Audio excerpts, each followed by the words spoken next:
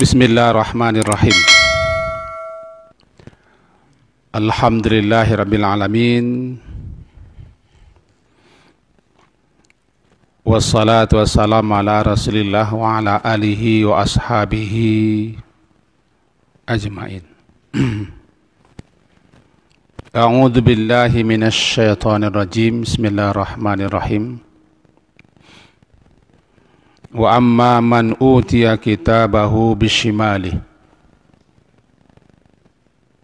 fayaqulu ya laitani lam uta kitabiyah wa lam adri ma hisabiyah ya laitaha kanatil qadiyah ma aghna anni maliyah halaka anni sultaniyah khuduhu faghulluh thumma al-jahima salluh thumma fi silsilatin zar'uha sab'una zira'an faslukuh innahu kana la yu'minu billahi al-azim wa la yahuddu ala ta'amil miskin. Surat Al-Haqqah, surat yang ke-69,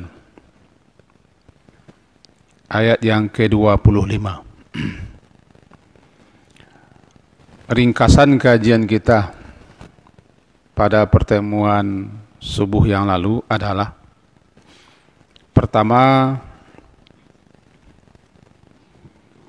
yang wajib kita imani, kita percaya ini, atau kita yakini dengan sepenuh keyakinan bahwa Allah telah menugaskan kepada malaikat-malaikat spesial untuk mendokumentasikan, mencatat, menulis segala apapun yang kita lakukan dan apapun yang kita ucapkan. Itu kesimpulan pertama. Malaikat itu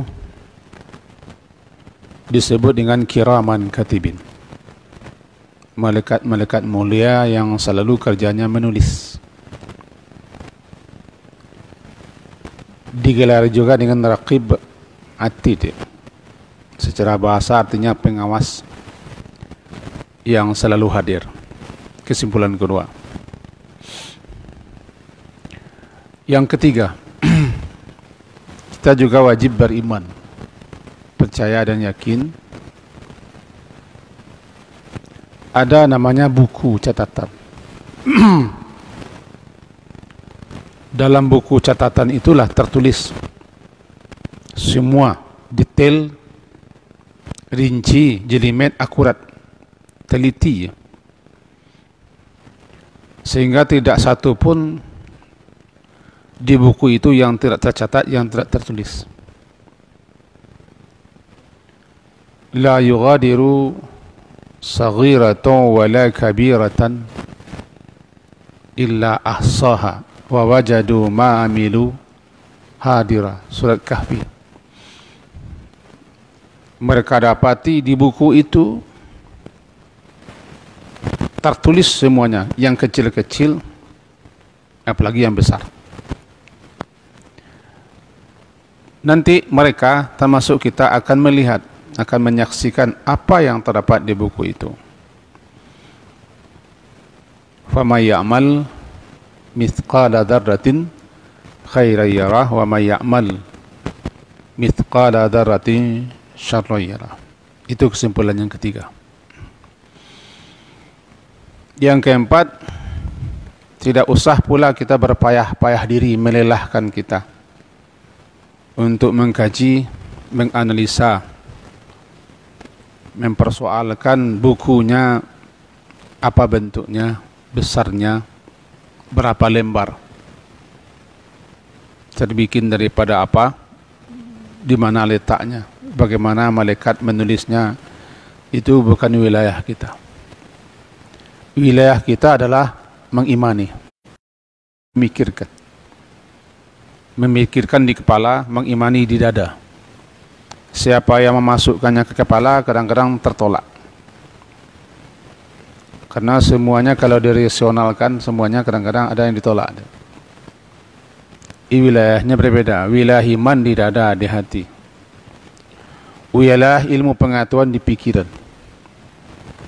Jadi yang keempat, tidak usah kita berlelah-lelah, berpayah-payah pula menganalisa, meneliti, memperkarakan. Karena perkara iman tidak perlu diseminarkan.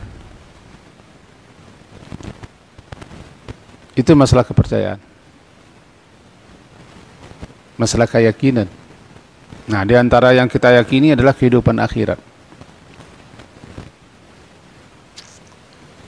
Itu yang kelima kesimpulannya, bahwa buku itu nanti ada yang diserahkan kepada kita dari sebelah kanan atau arah kanan, daripada sebelah kiri atau arah kiri, bahkan belakang punggung kiri. Mi wara'i zahri, belakang punggung. Bagaimana cara pembagiannya? Di mana dibagikan? Satu-satu kah? Secara bersama-sama kah? Juga tidak disebutkan. Tapi kita yakin masing-masing kita nanti akan dibagi ke kitab. Itulah saat di mana orang tidak ingat dengan siapapun juga. Itu saat salah satunya ketika lembaran-lembaran atau buku-buku dibagikan. Mereka fokus memusatkan pikiran apakah buku itu atau catatan itu atau dokumentasi hidupnya diserahkan di kanan atau di kiri. Mudah-mudahan kita semua termasuk orang yang diserahkan catatan itu dari arah kanan atau sebelah kanan. Amin. Amin ya rabbal alamin. Rasanya itu kira-kira kesimpulan atau keringkasan kajian kita hari Kamis pagi yang lampau. Karena kita tidak tahu di mana sampai di mana kaji kita di bulan-bulan sebelum musim corona, maka kita ambil saja surat itu. Sebab kalau saya tidak salah, juz amma sudah selesai. Entah sudah pindah atau belum, saya tidak ingat. Karena corona ini melupakan segala-galanya. Nah, kita sambung pagi hari ini. Sudah kita bacakan ayat tadi, surah Al-Kahf lanjutannya.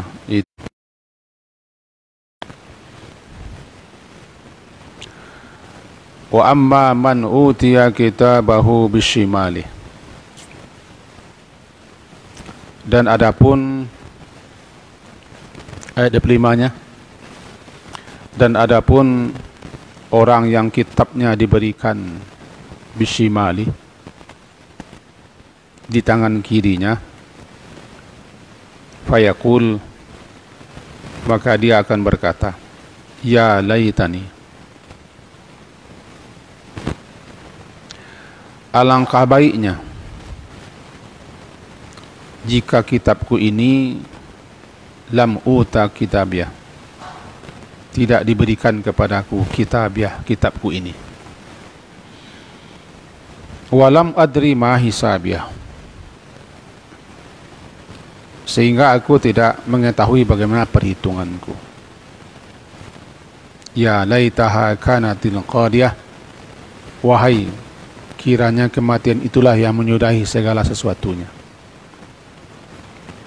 Ma aghna anni maliyah, hartaku sama sekali tidak berguna bagiku. Halaka anni sultaniyah, kekuasaanku telah hilang dariku, dan seterusnya. Mari kita pahami ayat ini satu persatu. Ada golongan kanan, ada golongan kiri.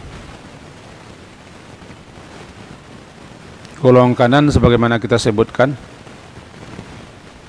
adalah sebutan untuk orang-orang yang berbuat kebajikan. banyak melakukan aneka macam kebaikan, amal-amal saleh, ketaatan dan pendekatan diri kepada Allah. Itu bukan berarti mereka tidak salah dan tidak pernah bersalah. Sebab tidak satupun manusia selagi manusia namanya yang tidak bersalah. Barangkali Nabi Muhammad lah orangnya, karena beliau maksum. Beliau dijaga, dipelihara daripada berbuat salah. Selain daripada beliau tidak dijamin, dan belum ada jaminan untuk tidak salah. Jadi kalau mencari orang yang tidak bersalah, rasanya Allah belum menciptakan makhluk manusia seperti itu. Untuk itu jangan suka mencari salah orang, karena suka mencari salah orang sudah salah namanya. Habis waktu kita penat, tidak pun dicari salah orang, orang juga sudah bersalah, apalagi dicari-cari. Kita dituntut untuk senantiasa mengintrospeksi kesalahan kita, melalaikan dan melengahkan kesalahan orang lain, karena tidak ada hubungan dengan kita. Jadi golongan kanan itu bukan berarti tidak pernah salah, bukan tidak bersalah. Cuma amalnya, perbuatannya didominir oleh berbagai macam kebajikan-kebajikan. Dia banyak melakukan berbagai macam amal saleh, amalan-amalan ketaatan, amal-amalan yang banyak manfaatnya untuk dirinya dan orang lain. Populerlah disebut dengan golongan, karena yang kanan itu identik dengan yang baik-baik. Lawannya golongan kiri, yang disebut dengan ashabus shimal atau golongan kiri. Ya, lawan pada kanan. Hidupnya, perbuatannya, lakunya, ucapannya banyak yang ke kiri-kirian. Bahkan bisa jadi didominir hidupnya oleh yang kiri-kiri, yang jelek-jelek, yang buruk-buruk. Puncaknya barangkali syirik. Jadi kaji kita ini, wa amma man utiya kitabahu bishimali. Dan adapun siapa yang utiya, siapa yang diberikan, atau orang yang diberikan kitab catatannya bishimali, diberikan di tangan kirinya, fayaqul, dia berkata, ya laitani. Diterjemahkan kalimat ya laitani di sini, alangkah, ya laitani, alangkah baiknya jika kitabku tidak diberikan kepadaku. Itu terjemahannya di Quran terjemah. Ya laita adalah kalimat yang dipakai untuk berangan, namanya tamanni. Biasanya untuk hal-hal yang tidak mungkin terjadi, namanya al-mustahil. Ya laita, ya laita. Kalau tamanni itu bahasa Minangnya kerisia ingin jadi daun, yang tidak mungkin. Orang tua ingin jadi orang bujang, tidak mungkin. Walaupun namanya remaja senja, tapi tidak akan pernah remaja dia. Kasih sajalah namanya remaja senja, tidak akan pernah jadi remaja. Itu tamanni. Ya laita, yang tidak akan mungkin wujud, tidak akan mungkin terjadi, hanya di angan-angan. Dipakai untuk mengungkapkan sesuatu yang tidak mungkin terjadi. Sehingga orang-orang menerjemahkan bahasa kita namanya angan-angan. Dia mengangankan, mengandaikan, alangkah kiranya, alangkah baiknya kitab catatanku tidak ada, tidak diberikan. Lam utiya kitabiyah. Ini kebalikan daripada golongan kanan. Golongan kanan ketika diberikan kitab catatannya haum. Nah, ini kitab, ambillah. Haumuqra'u kitabiyah. Ini kitabku, bacalah, silakan lihat. Sebagaimana yang telah kita sebutkan. Kita bikin saja gambaran seorang anak ketika dia menerima rapornya atau ijazah dulu namanya, atau dapat surat lulus, termasuk lulus tes atau di mana berhasil terima jadi pegawai, jadi ini dia bangga. Jadi kebanggaan itu haum. Ini, ambillah kitab, lihatlah. Saya berhasil, saya sukses, saya lulus, saya tamat, saya diterima jadi pegawai. Saya terima jadi penjahat. Penjahat apa namanya? Pejabat. Keseleo kita. Bangga dia. Ini kitabku. Kebalikannya, golongan kiri berkata, ya laita. Dia berandai sekiranya lam uta. Lam uta kitab, lam tidak. Ya laitani, wahai sekiranya aku ini tidak diberikan kepadaku kitab ini. Ya laitani lam uta kitabiyah, kitab catatanku ini. Tadi sudah kita baca surat Kahfinya. Wa wudi al-kitab fataral mujrimina musyfikina mimma fi. Surat Kahfi surat ke-18 ayat ke-49, halaman 299. Dan diletakkan kitab catatan, artinya kitab catatan dibagikan dan diberikan. Fataral mujrimin, maka engkau akan melihat nanti orang-orang mujrimin, orang-orang berdosa besar itu, musyfiqina, mereka dalam keadaan ketakutan, mimma fihi, terhadap apa yang terdapat di dalam buku itu, karena dia sudah menduga isinya nih.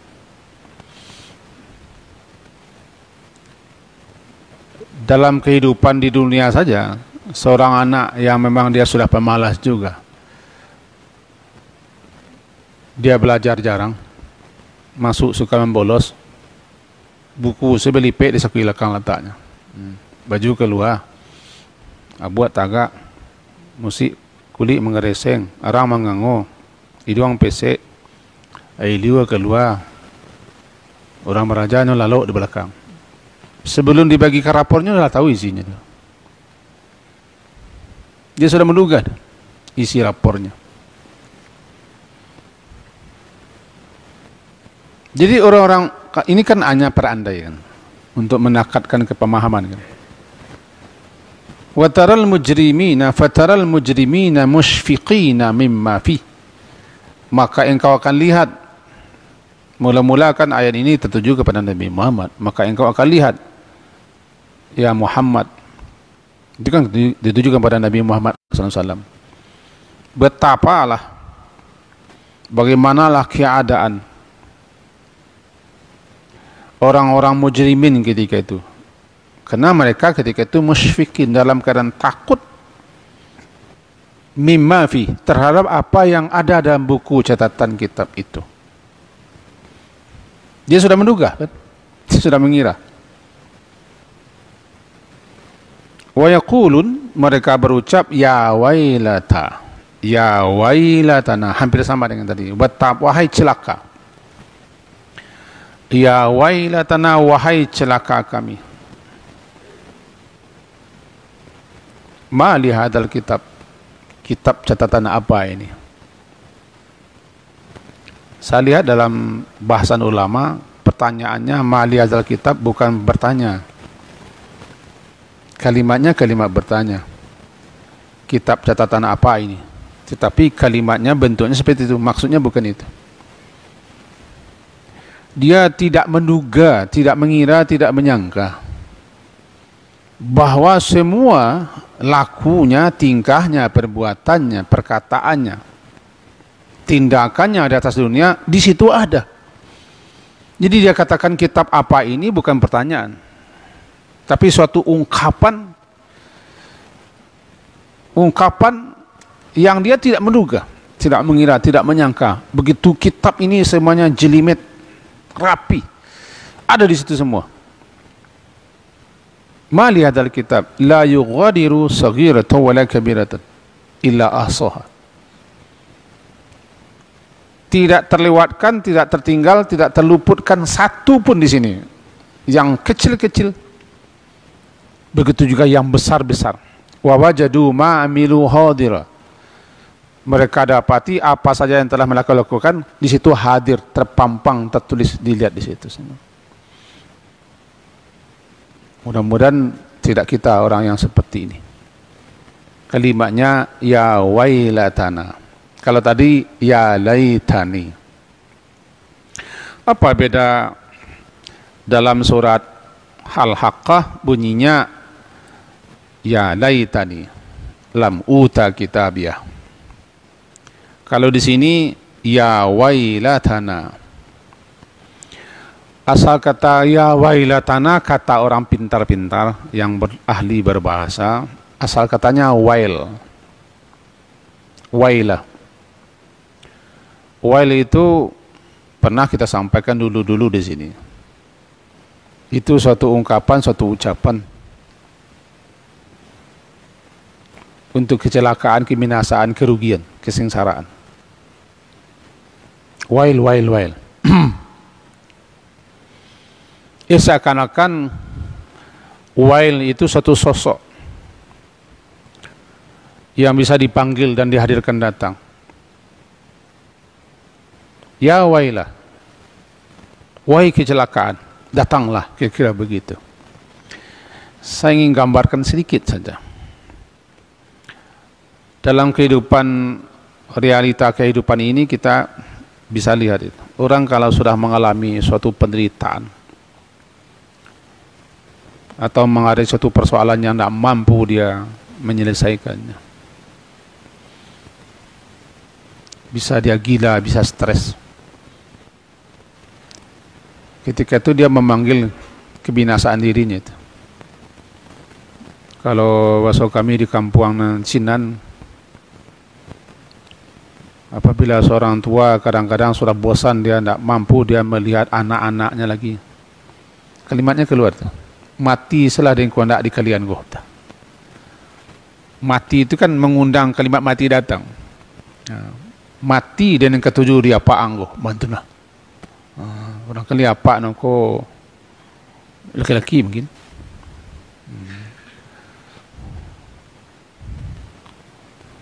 Matilah dengan kau. Undang kalimat itu karena tidak tahan. Tidak bisa menghadapi. Tidak sanggup. Kadang-kadang atas dunia orang mengundang mati, mengundang kecelakaan, mengundang kebinasaan diri, walaupun tak boleh. Kita tidak boleh mendoakan untuk kebinasaan diri. La tad'u ala anfusikum, kamu jangan berdoa untuk kebinasaan diri. Tapi kadang-kadang orang tidak mampu, tidak bisa, tidak sanggup menghadapi persoalan-persoalan, sehingga ketika itu dia mengangankan, biarlah mati perindak pada takai ko hidup, biarlah mati bakalang tanah daripada hidup berputih mata, apa namanya, berputih hati.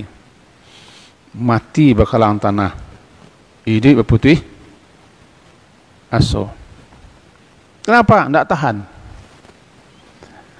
Nanti di akhirat, orang yang diberikan kitab catatannya seperti ini, dia mengi ya wailah, wahai kecelakaan kami, datanglah. Kita lihat dalam beberapa ayat juga gambaran daripada ulama-ulama tafsir mengatakan bahwa di akhirat sana, mulai saja hari kebangkitan sampai nanti proses masuk neraka, orang berkali-kali minta mati, berkali-kali minta celaka, minta binasa, minta diakhiri saja. Puncak jen neraka. Liyaqdi anna rabbuk.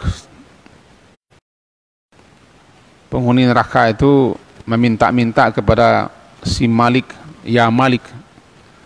Malik itu kan kepala sipirnya itu. Kepala sipir neraka lah Malik. Ya Malik. Wahai Malik, itu dalam surat apa ya? Tak salah saya surat Zukhruf atau Jasiyah, saya lupa tanggung. Ya Malik, wahai Malik, mohonlah agar Tuhanmu membinasakan kami saja. Tidak tahan. liyaqdi'anna, agar kami disudahi, diakhiri penderitaan kami, tak tahan, tak sanggup. Jadi itu permintaan mereka, meminta mati, minta kecelakaan, minta binasa, minta diakhiri saja. Tapi sayangnya mati tidak ada lagi. Karena setelah mati yang kedua, tidak ada lagi mati yang ketiga. Mati yang pertama sebelum kita wujud ke dunia ini. Kuntum amwatan fa ahyakum tsumma yumitukum. Mati yang pertama sebelum ada, mati yang kedua setelah ada, mati yang ketiga tidak ada lagi. La yamutu fiha wala yahya, yang ada antara mati dan hidup di neraka. Dikatakan mati, dia masih bergerak-gerak, masih berteriak-teriak, melolong-lolong di neraka. Dikatakan hidup, tidak mungkin orang hidup seperti itu, tapi dia hidup juga. Jadi la yamutu fiha wala yahya. Mati dia masih bernafas, hidup dia tidak bisa dikatakan hidup. Berbagai macam pula lah tafsirannya daripada ulama, tapi kita tidak ke sana. Kita lebih memilih ke sini dulu. Jadi, ya wailatana ma li hadzal kitab la yughadiru saghiratan wa la kabiratan illa ahsaha wa wajadu ma amilu hadira wa wajadu ma amilu hadira. Mereka dapati ma amilu. Ini surat Kahfi ayat 49 tadi ya. Ma'amilu, apa saja yang mereka lakukan. Ma itu umum itu. Apa saja yang mereka lakukan, apa saja yang mereka perbuat, dari yang kecil sampai yang besar. Amal itu kan terbagi dua, amal baik, amal buruk. Nanti dalam Quran dibuat man amila sayi'atan, man amila hasanatan. Nanti ada juga man ja'a bil hasanah, man ja'a bis sayi'ah. Ada yang melakukan kebaikan, ada yang keburukan, ada yang keburukan, ada yang kebaikan. Jadi apa saja yang mereka lakukan di situ, kalau kitabnya kitab yang diberikan sebelah kiri itu kepada orang mujrimin, para pedosa-pedosa besar ini, tentu saja apa saja yang mereka lakukan yang buruk-buruk lah. Apa saja perbuatan jelek mereka yang buruk-buruk ada di situ. Ada di situ. Karena malaikat menulis semuanya.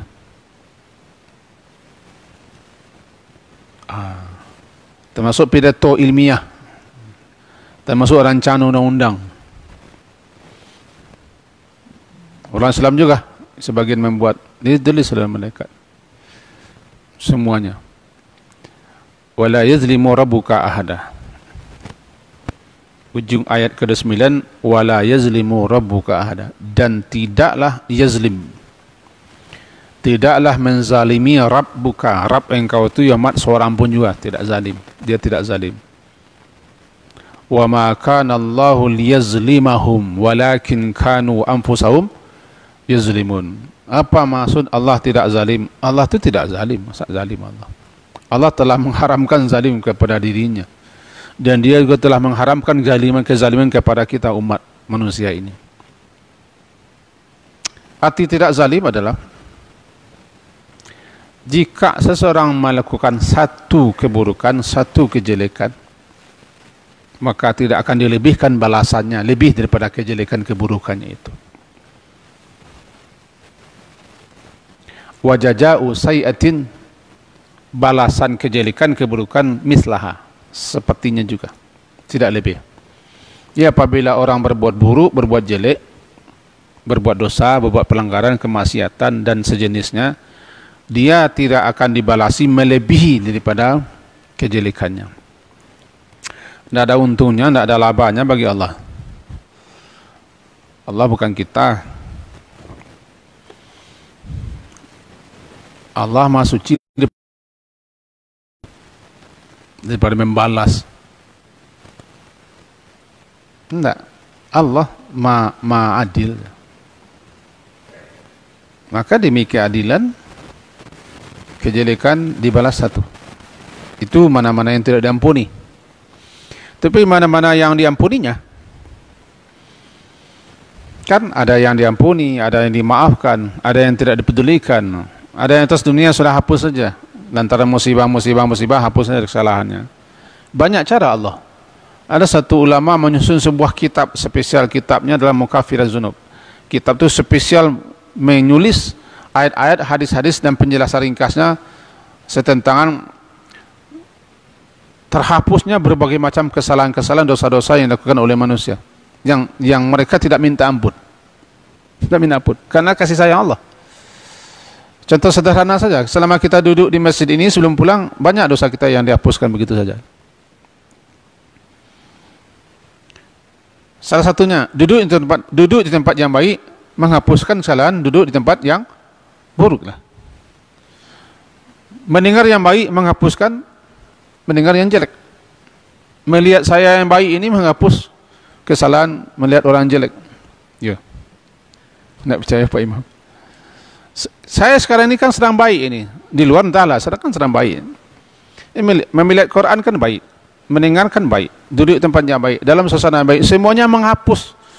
Menghapus ketika kita duduk dalam suasana melihat mendengar yang tidak baik. Menghapus. Tanpa kita minta ampun. Dengan beriman saja hapus dosa kita. Beriman saja. Itu hebatnya iman. Kenapa? Dengan beriman saja malaikat selalu mintakan ampun kepada Allah. Wastaghfiruna lilladzina amanu. Malaikat itu senantiasa mintakan ampun untuk orang beriman. Tanpa kita sadari ada makhluk-makhluk yang terus-menerus memintakan ampun kepada Allah. Itu luar biasa. Jadi mereka dapati catatan-catatan yang dipenuhi dengan kesalahan-kesalahan. Akan dibalasi kesalahan itu sesuai dengan setimpal dengan apa yang diperbuatnya. Mana-mana yang tidak diampuni. Karena Tuhanmu tidak zalim. Wala yazlimu rabbuka ahada. Kalau baik tidak akan dikurangi balasannya, malah dilipat gandakan. Itulah Allah. Nah, kita kembali kepada surat Al-Haqqah. Jadi jam itu menipu. Ini zalim namanya, zalim.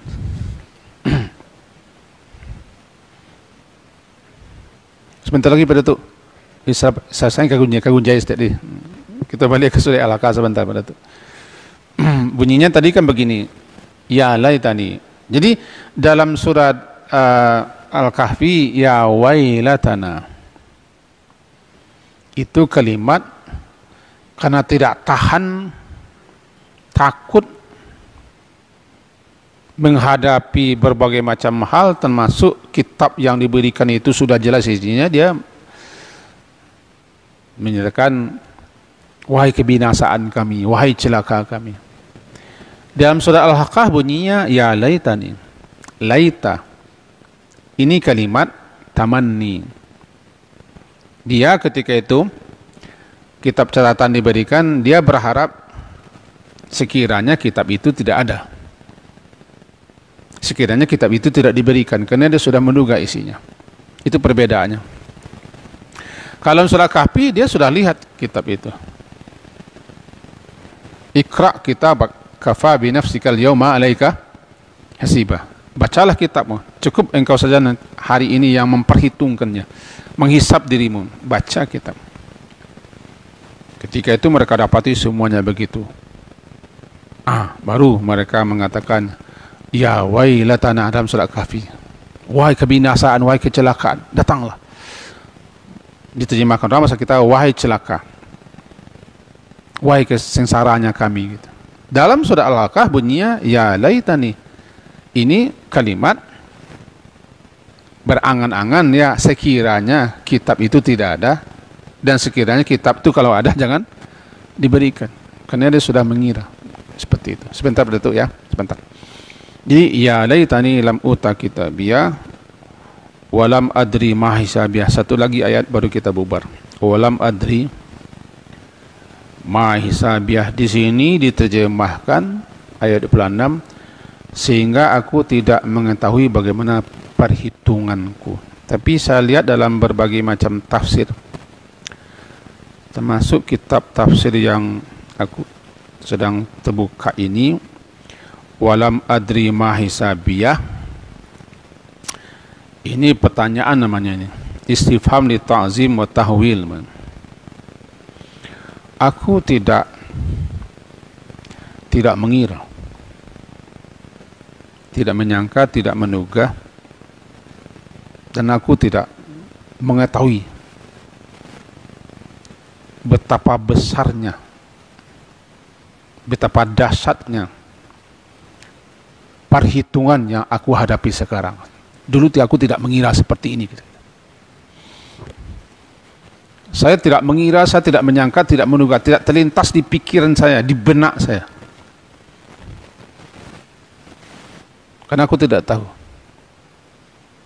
Juga aku atas dunia dulu tidak mau tahu dan tidak mau diberitahu betapa luar biasanya, dahsyatnya hisab yang aku lalui ini. Walan adri ma hisabiyah. Dan aku tidak dapat membayangkan kira-kira apa hukuman, apa sanksi, apa siksa, apa azab yang aku terima setelah aku dihisab ini. Walam adri ma hisabiyah.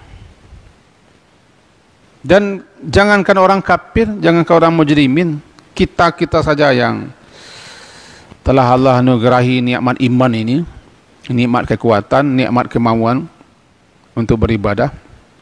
Sebenarnya kita juga tidak tahu hisab kita bagaimana nanti. Apakah mudah, apakah sulit, apa amal kita terima atau tolak, atau amalan-amalan kita semuanya berhangus saja. Kita tidak tahu. Dan kita tidak dapat menduga betapa jelimet telitinya hisab pengadilan Allah itu. Cobalah ikuti sekali-sekali sidang di pengadilan. Saya pernah dipanggil jadi saksi, saya sudah dibentak oleh beliau, jadi saksi saja. Dibentak, hilang harga diri kita. Di dunia itu. Jadi, apalagi hisab yang disebut hari itu yaumul hisab, hari penghisaban. Makanya Nabi SAW beliau sering membaca Allahumma hasibni hisabai yasira. Ya Allah, hisablah aku dengan hisab yang mudah, yang gampang. Kalau Nabi sendiri berdoa seperti itu, tentu kita lebih sangat amat nian untuk sering-sering berdoa agar dihisab dengan hisab yang gampang. Karena kata beliau, orang mujrimin atau orang diberikan kitab sebelah kirinya, walam adri ma hisabiyah. Ini tidak menyingka, tidak menduga, tidak mengerti, tidak memahami kiranya hisab yang akan dijalani luar biasa. Walam adri ma hisabiyah. Barangkali kaji kita pagi hari ini sampai situ. Silakan Pak Datuk. Waalaikumsalam.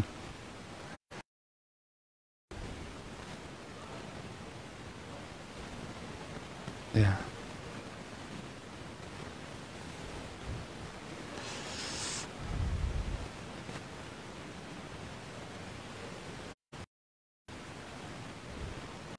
Hapus itu nanti di akhirat nampaknya.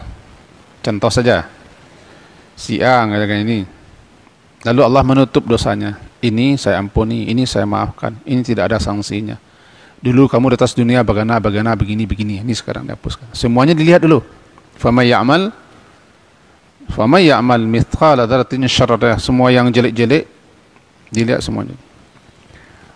Ini satartuha, sekarang aku tutupi dianya. Wa ana aghfiru laka, aku akan ampuni dosamu. Kan nanti saat hisab itu ada yang di tengah ramai, ada yang kita saja dengan Allah, entah bagaimana keadaannya. Orang yang suka melindungi, suka menutup rahasia orang, tidak suka membongkar-bongkar aib jelek orang, suka mencari-cari salah orang, nanti Allah akan hisab dia di tempat tertutup, tidak tahu orang. Allah lindungi daripada penglihatan orang banyak. Dulu kamu begini, sekarang aku tutupi semuanya. Gitu dia hisab. Tapi tetap dipertontonkan semua kejelekan kita dulu. Ketika itu nanti datang amnesti. Apalagi kalimat-kalimat yang seperti itu, amnesti dan penghapusan, pengampunan, dan seterusnya. Lah, semua kita tunggu salah hisab tuh. Sampai situ kaji kita pagi hari ini. Diakhiri dengan subhanaka asyhadu an la ilaha illa anta astaghfiruka wa atubu ilaik. Wassallallahu ala Muhammadin wa ala alihi wa ashabihi ajma'in. Alhamdulillah. Assalamualaikum warahmatullahi wabarakatuh.